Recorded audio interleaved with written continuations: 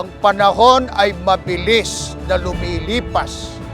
Subalit, ang pagmamahal at paggabay ng Panginoon Diyos sa kanyang bayan sa huling araw ay hindi lumilipas.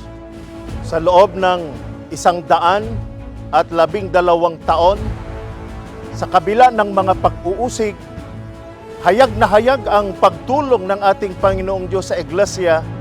Pinuno niya ito ng parada ng mga tagumpay.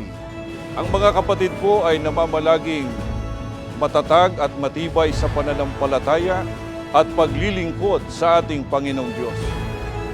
Kami pong mga ministro, manggagawa, kasama po ng aming pamilya, mga mitungkulin at lahat ng mga kapatid sa Distrito Eklesyastiko ng Coronadal City, South Cotabato ay buong galak at buong pusong bumabati sa ating pinakamamahal na tagapamahalang pangkalahatan, ang kapatid na Eduardo B. Manalo, at sa ating pangalawang tagapamahalang pangkalahatan, ang kapatid na Angelo Eraño Manalo, at ang kanilang sambahayan, at sa lahat ng mga kapatid sa buong mundo ng Happy 112th Anniversary po!